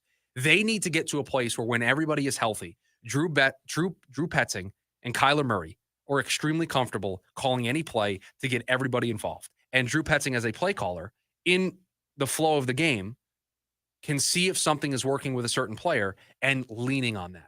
Okay, today's the day where we went to Trey McBride early and they don't have an answer for Trey. Okay, we're going to make sure that we scheme even more plays up for Trey. We're going to still get Marvin Harrison the ball. We're still going to get Michael Wilson the ball. We're still going to run the ball. But okay, this game, this is the Trey McBride game. And again, run first team, I get that. So James Conner is going to open a lot of these avenues up with how successful they are at running the football. But you have to be able to in-game make the adjustments of who is the player that is causing the most mismatches for this defense. And it's why you see, and it's why you hear on the broadcast talking about scripting the first 15 to 20 plays on offense, because you script, you look at defensive tendencies, you try to script plays to get everybody involved, and then you try to make adjustments off of that script. Well, it feels like the Cardinals are missing the second part of that equation right now. It doesn't feel like the adjustments are necessarily there. It doesn't feel like they are able to adjust to the initial script, what is working and what isn't. And so now that the team is potentially closer to getting healthy, with Zay Jones coming back, and hopefully Marvin Harrison Jr. isn't going to miss too much time, if any at all. If he's able to clear protocol, he'll go on Monday. That the reps that this group is going to get as a whole can move us closer to that place. Because we've said that this is a flawed team, but it's not necessarily flawed on offense. It's an execution. It's an execution issue. It is a flow issue. I mean, everybody watching the game on Sunday saw that the Cardinals had their most success when they were able to get Trey McBride more involved. So the adjustment from that is, okay, let's scheme the first 15 plays and let's put ourselves in a position to get Trey McBride working early so that we can see how the defense matches up with this. And again, you don't ignore the rest of your offense. You don't ignore your philosophy. We're still going to run the ball. We're still going to ask you to try to defend James Conner. We still have Marvin Harrison Jr. on the outside, but we clearly feel that Trey McBride needs to be a key component of what we're doing here. So we're going to get him involved early. And so I will be fascinated, and we will preview this game more as the week goes on. We're closing the book today probably on week 6, and the week 7 transition and conversation about the Chargers and the team as a whole will happen probably starting tomorrow here on the show.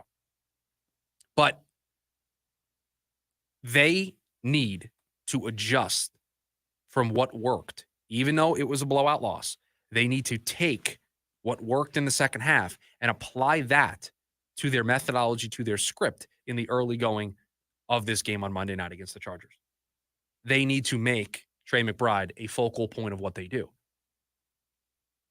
I mean, he was a superstar last year. He was awesome. He was the one redeeming thing in the pass-catching group for the Cardinals all of last year. And you thought to yourself, man, that you're going to add Marvin Harrison. You went out and made a free agent acquisition in Zay Jones. You now have a more well-rounded group. We have Michael Wilson, who has a good skill set. We have some guys in the backfield that can help us as well. We've got a nice group here. Yes, they do on paper. But finding that flow is just not there yet. And it can be just the presence of a rookie of Marvin Harrison Jr.'s caliber that you're trying to get him involved, and it's just not working, and you're getting then off schedule, and then the game script gets out of control, and you're down multiple scores, and so then everything that you're trying to do offensively gets upended because you're just trying to throw your way back into the game, and you're just not calling the plays the way you want them to be called. So we'll keep an eye on this. We'll keep an eye on Marvin Harrison Jr.'s availability as he goes through the concussion protocol this week, but I think Zay Jones coming back and this team getting one step closer to looking like the offense that they're supposed to look like, there needs to be a philosophical change in terms of the way this offense is called and understanding you've got a lot of mouths to feed, but you have a lot of talented players. Find a way to get them all involved.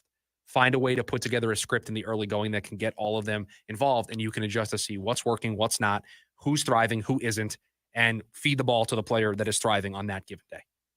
Because that was what allowed the Cardinals to get back into the game on Sunday, and then they immediately went away from it. So don't make that mistake again. Coming up, we wrap up this edition of the Lunch Break. Final thoughts on the Haason Reddick trade or potential trade and anything else that's going on in the wild world of the NFL today. It's the Lunch Break, KDUS AM 1060. Get ready for the new KDUS 1060 lineup with Dan Patrick getting your day started. Then it's Rich Eisen, followed by The Lunch Break, hosted by Chris Schubert. Doug Gottlieb and the Sports Zoo have you covered on the ride home. It's the new KDUS 1060 lineup, starting Monday, October 14th, right here on KDUS AM 1060, and always on the KDUS 1060 app. Mom, where are my keys? Why do I have to take out the garbage? I'm too sick to go to school. Quit hogging the bathroom! Stop! If you're having a hard time living with all the noise, it's even harder to live without it. Fake pills with fentanyl are the #1 killer of youth in Arizona. Learn how to talk to your kids at talknowaz.com. This message is sponsored by the Substance Abuse Coalition Leaders of Arizona. I'm John Morgan of Morgan & Morgan. When an injured worker left me a message that said, "You probably won't call me back. I'm just a nobody," I called him right back. Nobody's a nobody, and no one deserves a better firm than you. When Morgan said nobody is a nobody, I felt like that. And they took care of me, and now we're doing okay. Thank God that I went to Morgan & Morgan. Injured? Visit forthepeople.com for an office near you. Take advantage of thousands of dollars in SRP rebates and discounts on energy-efficient home upgrades like new air conditioning units, windows, ducts, and insulation. Save money on your energy bill while also making your home more comfortable. SRP's network of participating contractors can guide you from start to finish and maximize your savings by combining Inflation Reduction Act incentives with SRP rebates. Learn more at savewithsrp.com. Come see us at Mark Mazda in Scottsdale. If you've been waiting on interest rates to drop, listen up because this is the deal you've been waiting for. Right now, receive 0.9% APR for 60 months on the 2024 Mazda CX-50.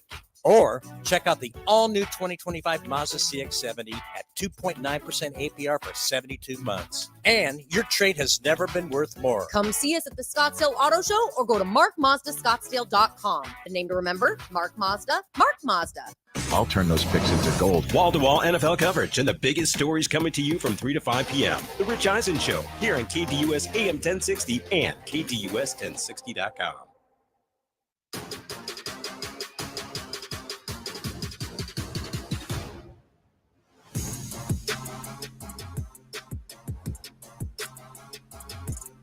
Final segment of the show today, lunch break, KDUS AM 1060. Please make sure you consume this show. Various different platforms for you to consume it through.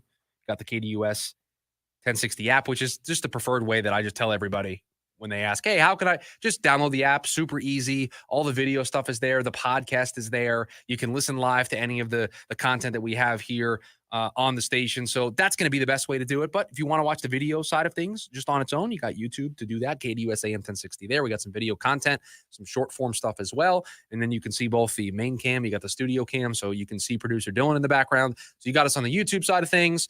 So by the way, for the radio audience, producer Dylan then leaned in to be able to get into the camera shot, not realizing that I don't have that camera focused right now. It's the main cam that is the focus. So shout out to producer Dylan. We'll get there. You'll learn where the cameras are and when to pose for the lovely audience that's watching. So you have the YouTube side of things. You have the app, all the different places that you can listen to us. As we wrap up this edition of the show, it feels like the story of the day, and we've talked a little bit about it from the angle of making the Cardinals better. We've talked about it from the angle of this being a golden opportunity. But I want to wrap up this edition of the show in the context of the Haason Reddick conversation, looking at it through Monty Ossenfort's lens. Because I believe that Monty Ossenfort is on the path to being a very good figurehead for this football team. I think he's on the path to being a very good general manager in the National Football League. I believe he has done the things that you want to see from a general manager in the early going. He took over a roster that had a lot of issues. He took over a roster that didn't have a lot of flexibility. And in a very short amount of time, he has slowly made this roster look like what he wants it to look like. But part of that path, part of that journey to becoming a top general manager is how you manage opportunities like this, how you manage leverage opportunities like this, because the Jets are in a tough spot. The Jets want to be done with this. It doesn't look like Haason Reddick wants to be there. They want to be done. They want to move on. They got Devontae Adams coming to town. They're 2-4. They don't need to be 2-4 with this distraction hanging over their organization. You can take advantage of this. You can make a reasonable offer, but not one that is going to ruin your draft capital for the future. You can make a decent sized contract offer that is not going to commit you financially for the long term. You can structure the contract in the right way. You can get somebody in-house, give him the long-term deal, and have a highly motivated player playing football for your defense at a position that is of need. This is the opportunity. This is the moment. Because I find myself sitting here, or I guess if you're watching on YouTube, you will notice that I am standing here wondering, if not now, when? Is the next opportunity through the draft again? Is there going to be a big name free agent that becomes available? Is there going to be another Haason Reddick that wants out of their current situation when it comes to elite pass rushers? I mean, I can think of one off the top of my head with the way things are going that could potentially want out sooner rather than later. Be Max Crosby. But you can't bet your future on a complete unknown. What is known right now is Haason Reddick is available. What is known right now is Haason Reddick is a good pass rusher. What is known right now is the Cardinals have a needed pass rush. All of those things I know in the moment. And getting Haason Reddick would not preclude Monty Ossenfort and this team from doing other stuff in the future. They can draft and develop more pass rush. They can have a running mate for Darius Robinson. That would be a huge benefit to the development of him as a young pass rusher in this league. And so if Monty Ossenfort wants to continue on that path that I think he's on, this is the moment. This is the opportunity to make that splash and make this team better. And to show to your fan base, to show to your coaching staff, to show to your players, yes, we're 2-4. Yes, this hasn't looked good, but I'm on a never-ending quest to making this team better. I'm on a never-ending journey of turning over every rock, looking through every bush to find ways to make this organization better. I don't care what the record says. I don't care what our past performance has been. I am trying to make this organization better. And that is a very powerful message to send when things haven't been going great as of late. That is a very powerful message to send to a team that is still in the mix in the NFC playoff picture. And we can have the debate about the schedule the rest of the way, and what that might actually look like, and whether or not they legitimately can do it. But mathematically, it is possible. And if you don't think that acquiring Haason Reddick and adding him to this defense won't make the defense better, and ergo give them a chance to not get off to these slow starts and spot opposing teams' big leads early, it's those types of things that are going to allow them to stay in the playoff race. And so this is a move. 6 weeks in, you're not 0-6. You're not 1-5. You are a team that is in the mix in the NFC right now. As we sit here in week 6, you're not a part of the top 10 lunch break power rankings. You're not there. You might get there over the course of the season if you go on a bit of a run. You're not there. But it is way too early with what we have heard, with what we have seen from this organization to give up. They didn't anticipate winning, I think, 12, 13 games and winning the division. I don't think that was the natural progression from last year. But the natural progression from last year was, okay, we set the base level.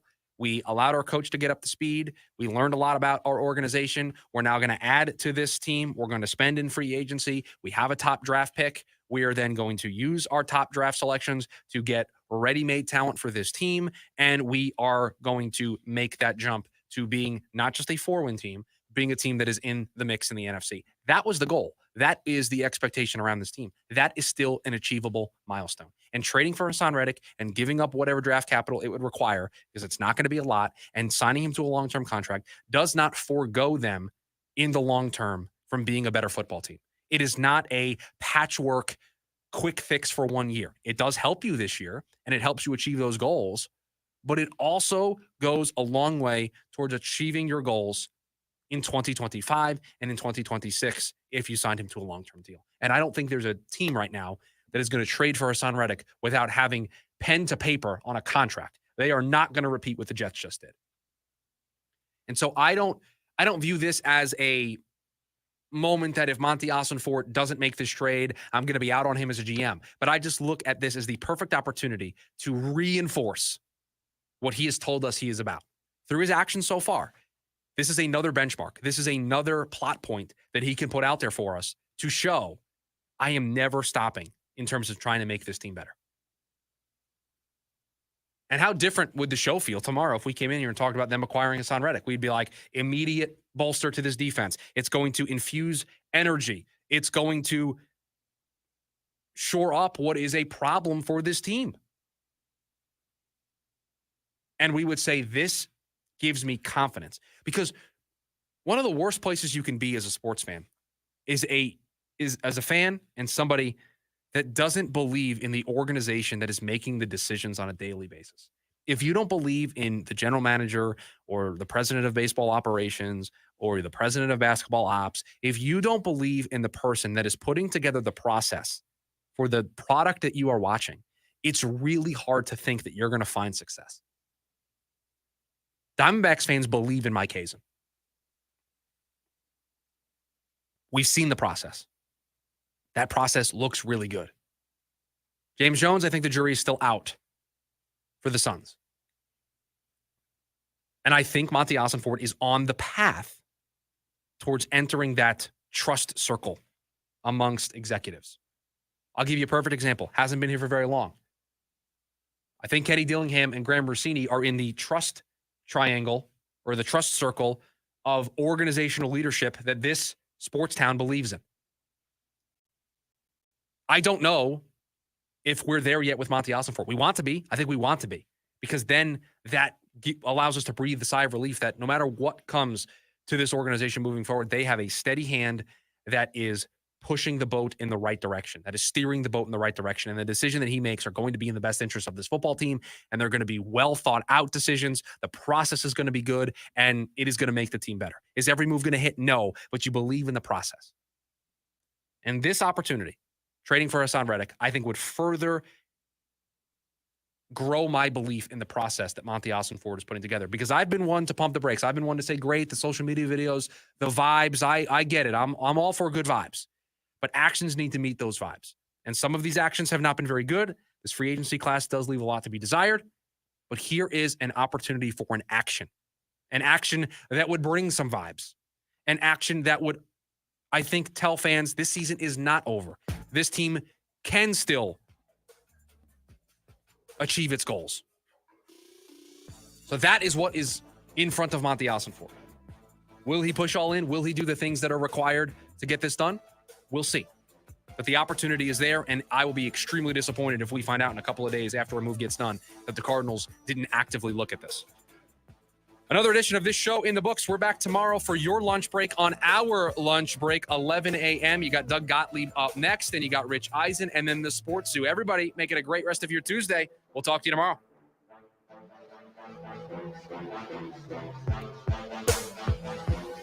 AM 1060 KDUS Tempe Phoenix and KSLX HD2 Scottsdale Phoenix. The Varsity Sports Show live with Vince D'Alicio every Saturday morning from 9 to 11 a.m. Features all the local youth, high school, college sports, and more, both around the